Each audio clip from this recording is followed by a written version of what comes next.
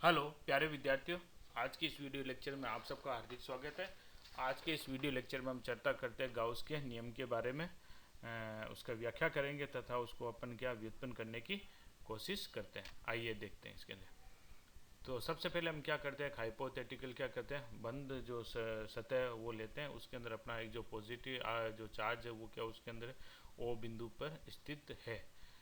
So we consider a positive point charge Q situated at the point O inside a hypothetical closed surface S, whereas S is irregular, यानी अपना जो बंद सतह है वो किसी भी आकार का हो सकता है। ये अब इस सतह को अपन क्या करेंगे कि उसको क्या कई छोटे छोटे टुकड़ों में बांटते हैं, या उसको कई जो छोटे छोटे जो स्मॉल जो एरिया जो है उससे मिलकर बना हुआ अपन माना जा सकता है। तो अब अपन गाउस के नियम को व्युत्पन्न करने के लिए हम क्या करते हैं, एक स्मॉल एरिया को अपन क्या करते हैं बिंदु पी पर क्या कर रहे हैं, कंसीडर कर रहे हैं यहाँ पर। So the patch area can be represented by a vector drawn along the normal to the page. जो इसका जो वेक्टर एरिया होगा उसकी डायरेक्शन क्या होगी, उसके परपेंडिकुलर टू द यानी वेक्टर एरिया होगी, यानी नॉर्मल टू द जो पेज होगा यहाँ पर डायरेक्शन उसका।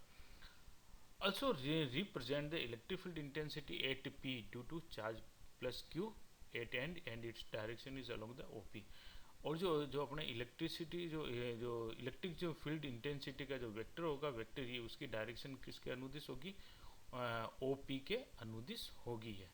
Now we will try to evaluate the flux through the small element DAS।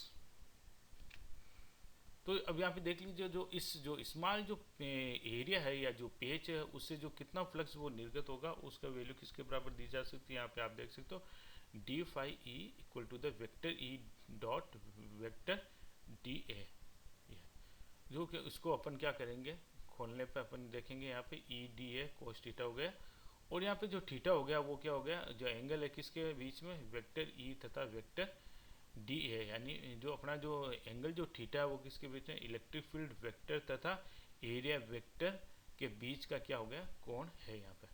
अब हम जान सकते हैं कि कुलाम के नियम से क्या हो गया, किसी भी बिंदु पर अपन क्या इलेक्ट्रिक फील्ड को अपन किस प्रकार लिख सकते हैं। यहाँ पे आप देख सकते हो ई बराबर के क्यू ओवर आर स्क्वायर। अब इसमें अपन क्या करेंगे, ई की वैल्यू आप कर दीजिए, पुटअप कर दीजिए, तब अपने को क्या मिल जाएगा, then flux through the small element would be किसके यानी किसके बराबर आ जाएगा बच्चों, D phi equal to the K Q and D A cos theta over are square के बराबर है। अब यहाँ पे जो अपन ने क्या किया, जो क्वांटिटी है d A cos theta over are square है वो किसके बराबर होगी बच्चों, सॉलिड एंगल के इक्विवेलेंट होती है। और इस जो सॉलिड एंगल का मान अगर अपन क्या करें कि संपूर्ण सतह के करस्पॉन्डिंग यानी समाकलन करके अपन कैलकुलेट करने की कोशिश करते हैं, तब अपने को अपने इसकी जो सॉलिड एंगल है उसकी वैल्यू कितनी मिलेगी, अपने को 4 पाई के इक्विवेलेंट होती है।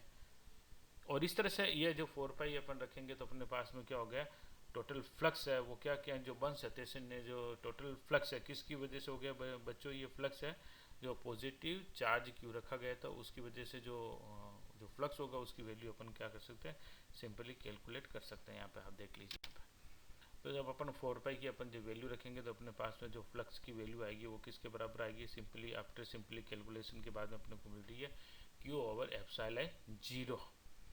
और यही अपने का क्या गाउस का नियम है। तो अब और ये नियम आप देख लीजिए, ये डिपेंड क्या कि सिंपल यानी independent of both type the shape of close surface, यानी जो गाउस का नियम है वो क्या कि बंद सतह के आकार पर निर्भर नहीं करेगा, और पोजीशन और जो आवेश की पोजीशन पे भी क्या है उस पर निर्भर नहीं करेगा। तो ये सिंपल कितना करेगा, यानी कि कितना आवेश क्या उस बंद सतह के अंदर क्या है विद्यमान है, सिंपली उस पर डिपेंड करेगा। अब ये तो अपन ने क्या कहते हैं सिंगल चार्ज के लिए कंसिडर किया। अब अगर क्या हो गया, एक जो बॉडी है उसके अंदर या जो क्लोज बॉडी है उसके अंदर क्या कई सारे क्या हो सकते हैं, चार्जेस हो सकते हैं। सो अब उस चार्जेस के यानी केस के अंदर अपना क्या हो जाएगा, गाउस का नियम किस प्रकार से परिवर्तित हो जाएगा, आप देख सकते हो इस इक्वेशन के अंदर चाहिए था, आप देख सकते। सो इस केस के अंदर the total flux through the close surface would be contribution due to the all of them, यानी ऑल ऑफ यानी simply sum of the charges.